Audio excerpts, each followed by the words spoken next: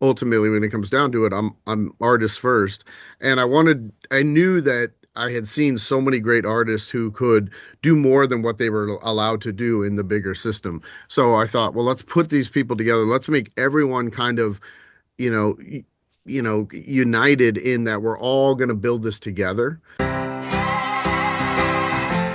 Martians landed. Yes. Wearing Prada suits. Yes. Drinking Henry Seltzer. Yes. Chewing juicy fruit. Yes, and? Your branding here. Yes, brand. Your message here. Yes, and? A verse about Yes. your product here. Yes. I'm Hersh Rephun. Yes, and? I'm a message therapist. Yes. And I have a podcast. Yes, brand. That's right, that's it. Yes. We'll help you fix the world. Yes. Or your bottom line. All right. Your bottom line. Get it. I get it. Welcome to the Yes Brand Podcast.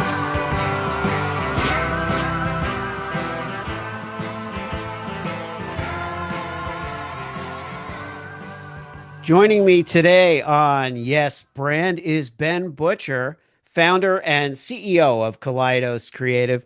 For nearly 3 decades, Ben helped shape some of the world's best-known entertainment brands, spending 5 years at Disney, 12 years at Pixar as creative director of consumer products, and 10 as SVP of Creative at Funko.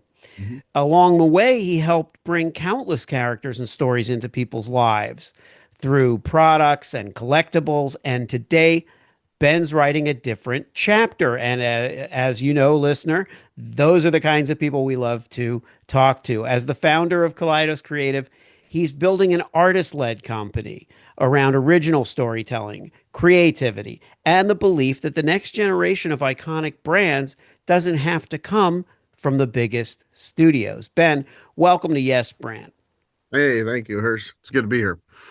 It's great to have you, man.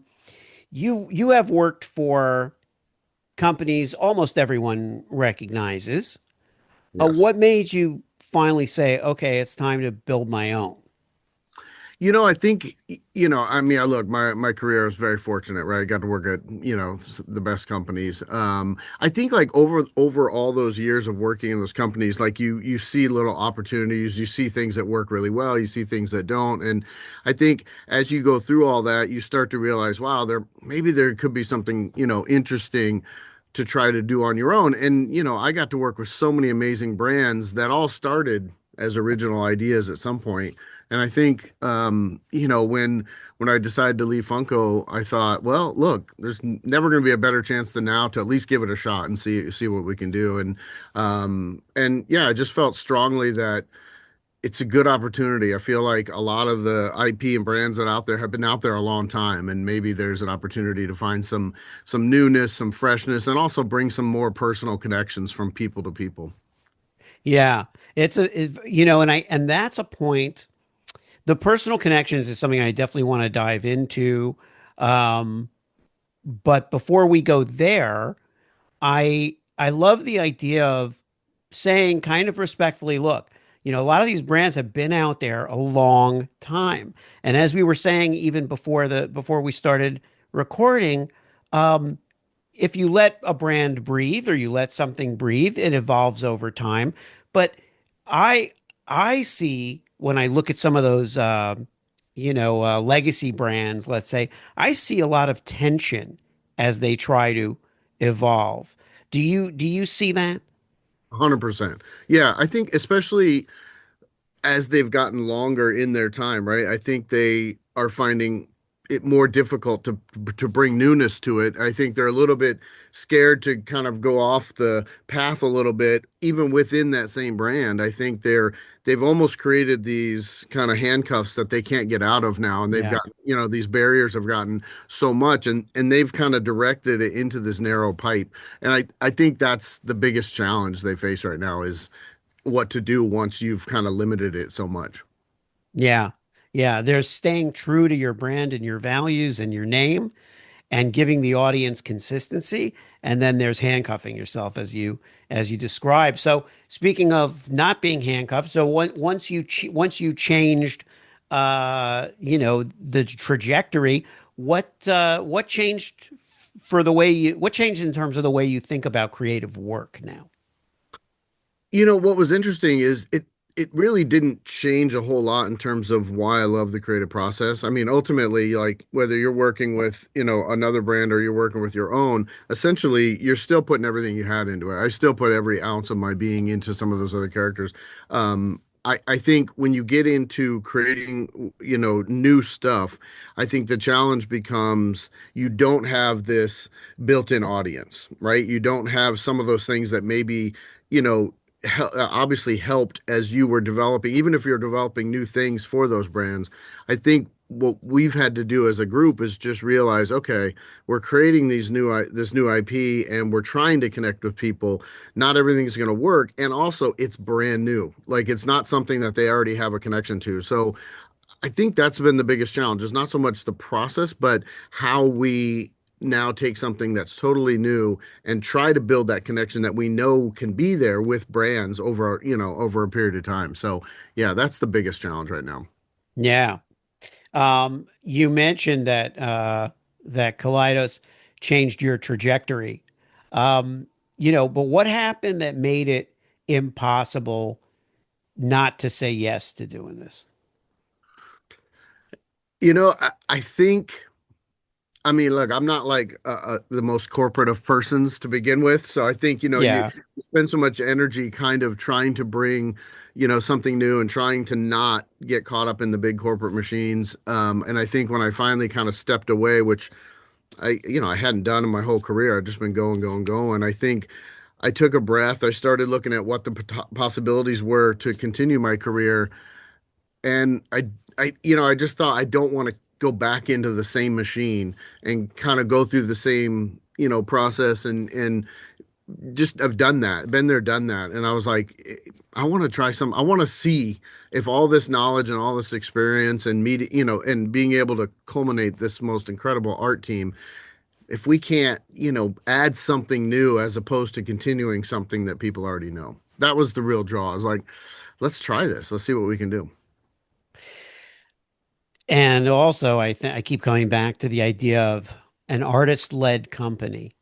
I worked with a lot of filmmakers and visual effects artists and stuff in my previous life as a publicist for production and post in the commercial world in the advertising space. I worked with so many artists and a number of artists, mostly artist-led companies. I mean, there are some certainly in post, they're not always artist-led, but you know, what's the difference there? I think the difference there is over my career, I would say, Pixar is probably the greatest, company in terms of being really creative led. They had a lot of other people that helped build it, but it was really led by creative and built to support the creative process. And, being there, I saw the value in if you put artists in positions to lead and guide and move things forward, you're going to get the best results if you do that. So I think that's was the draw for me was I'm an artist too, and I've kind of straddled both sides, the business and the art side, but ultimately when it comes down to it, I'm artist first. And I knew that I had seen so many great artists who could do more than what they were allowed to do in the bigger system. So I thought, well, let's put these people together. Let's make everyone kind of, you know, united in that we're all going to build this together. And that was the draw for me is like, let's do that and let's see. And I just thought there would be a much more personal way of doing it. And it would be a little bit longer time period before it started to lose some of that. Does that make sense? Yeah. Weird way to answer that, but Yeah, it does. It leads to another question, which is, when you do that, um, the benefit of the big players is they figured it out, right? They figured out how to make it work. They know how to make it now, sometimes to the detriment of the art, where they say, okay, we have to, sacrifice some level of creativity or who knows what, but they figured out pretty much, the nuts and bolts of that. So have you found with Kaleidos that there's a dynamic that's evolving with this new construct? I mean, look, we're gonna have to figure that out too. We're gonna have to find that balance. So I think as we're going through this, we're discovering that yes, we're going to have to make some of those same difficult choices at some point. It doesn't matter, you're building a business, you have to think about both sides. But I think we're doing it in a much more collaborative and a much more thoughtful way. I think that's what we're trying to do. It doesn't mean we're not going to have to make a hard choice or, kind of challenge the creative process a bit. We're still going to have to do that just like anyone else would. But I think the approach of which we're taking and the way we're thinking about it is a little different as opposed to someone who's not connected to the development of the idea, is more connected to the development of the company. I Right. think that's the biggest difference when what we're doing. Well, and when you're in this position, after 30 years of helping other companies build iconic brands, there must be something different about you now putting your name behind the company and behind not just behind your contribution, but behind the whole thing. Oh, there definitely is. It's definitely a different level of pride, right? And a different level of kind of just engagement to it, just understanding that, and also understanding the artists that I'm kind of behind as well, and knowing what they're going through and knowing they have the opportunity to create something that could connect with people in the way that some of these other brands have. There's a different level of excitement and drive that kind of motivates you even more than you might have had, even on brands that I care deeply about. These ones seem to even take that drive and take that willingness to push things through to make sure we are successful is just a lot stronger. Yeah. Um, we have to touch on the AI topic because that's obviously, that's a part of everything of the world these days. I'm kind of glad that the conversation has matured and that it's not all about jobs or taking jobs or replacing human beings, especially in the field of creating art and commerce, um, because we're starting to have something of a mature conversation, but there are certain realities. When you talk about an artist-led company that isn't AI driven, what does that mean to you? You know what it means? It just means that we're more focused on the artist side of it and the human, connection to it. I think I agree with you. Like the conversation of AI is just like all or nothing. It seems like everything these days is just all one Yeah, side or the other. It's a tool, right? AI doesn't replace art. It can't create art. It's just a tool. I think, again, we don't use it. I think mainly because we just love the process. I think one of the things also of kind of stepping back and starting something small when we all got together was we love the process. And that's, you hear that a lot in whether it's Hollywood writers or whatever, that process of how you get from the beginning of a concept to execution is the most exciting part. AI doesn't do that. AI jumps that right to the end. yeah. So all we're focusing on is, man, this is the part that we love, the mistakes, the bouncing ideas off other people, the evolution of a character, of a story. And I think when you see the strength of what that is in any field, I think that's what ultimately will always win out, right? So it's not, we don't use it, we don't want to use it purely because we don't want to sacrifice the part that we love so much. Wow, that's a really powerful thing for me to hear. I'm sure for the listener to hear. But one of the reasons is that as someone who's been, like in my case, a writer or a brand storyteller or whatever I've been, podcaster even, but in in my in my own personal journey, I've thought, why would I want to give up the thing that gives me the most joy, right? Why would we give up the things that give us the most reward?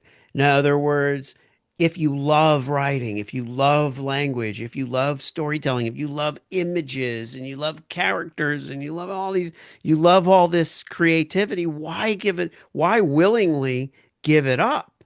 You Right. know? It's like I don't know why sports pops into my head sometimes when I'm not a huge sports like follower or fan, But I totally love that when people are out there playing sports, they're physically engaged in something that they love, that they're dedicated to. So would we want to see a bunch of robots go out on a field and play against each other? Like what would be the joy in our investment as fans, and what would be the joy in the team's investment as, providers of entertainment? What would be the point? Like, Right. why would that be the place that we decide we're going to substitute, artificial intelligence for ourselves? Yeah, Um, exactly. what do, let's talk about this because this is a big part of the show. What do, what do, um, people think, your audience for your company, what is their impression of Kaleidos, do you think, as soon as they encounter it? I mean, and we've been kind of showcasing, we're been around just a little over 2 years, and we've been around the world and had opportunity to get our products in front of a lot of people. And the universal reaction is just they connect with it, right? I think they feel what we put into it, the stories, the characters. It's so interesting because we threw a wide net. We're like, let's put a whole bunch of products out there. Let's see what works, see what settles, and see what, there'll be a couple brands that are going to rise to the top. But everywhere we go, one of these brands will connect with people differently. And to see, something that they never knew existed. It's not like they came across a, Mickey Mouse or a Buzz Lightyear. They came across a character that we created less than a year ago, and they can see it and feel it and connect with it. I think that's what's motivated us the most and shown us that yes, this can work. Now, from a business point of view, it's going to take a lot of work and it's going to take a long time, but we know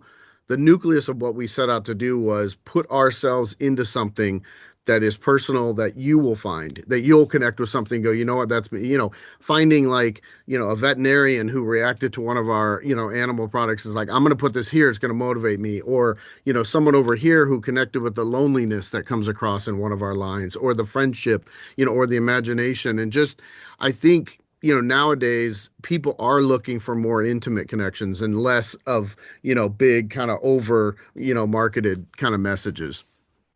Yeah, and I think what I'm getting also from that is I'm reflecting on, my long history as someone who used to grew up in Florida, used to go to Disney World every summer, and you buy things that are sentimental and in the moment. Like, I would never think of going to at that time there weren't even Disney stores, but now there are. But now that I've been all over the world and everything, and there's a Disney store everywhere, I Mhm. would never really think of, buying stuff for me or my kids that is about something that isn't in that moment that we're sharing.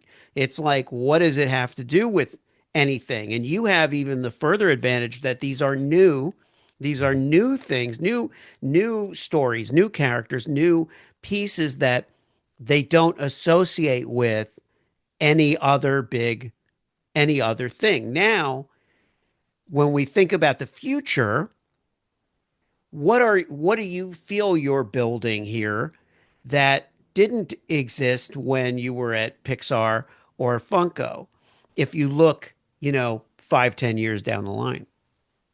You know, Interestingly enough, I don't like, especially at Pixar, I think, you know, it was completely inspiring to be there when I was there. It was like the golden years, and they were telling stories with wonderful characters. And at that point, all of it was new. It was, they hadn't really gotten into, too much of, going back to the same stories. And I think that's what we're trying to build. And it's not so much like, oh, this is going to be very different down the road. The thing that will make it different is it'll be a different character, it'll be a different story, and it will hopefully have the opportunity to grow and become something more than just right now they're figures.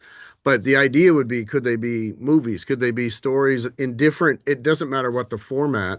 I think that's what we've kind of realized as we started this. We're like, oh, we're going to make some cool figures and stuff. But as we step back, we realize that's just one element. Like that's more of a, that's not what we're doing.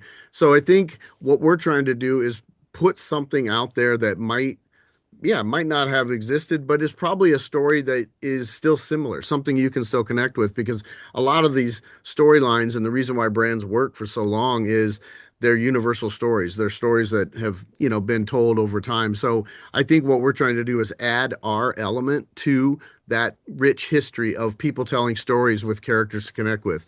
And so I think that's what we're hoping to do is put something there that, yeah, it wasn't there 10, 20 years ago, but in hopefully 20 years, it's an everyday household name. Right. It's someone that everyone's like, oh my God, I love that character too. Oh, and they live and breathe with us. So I think that's really the goal is to try to bring our flavor to this kind of story of all this, that's been developed.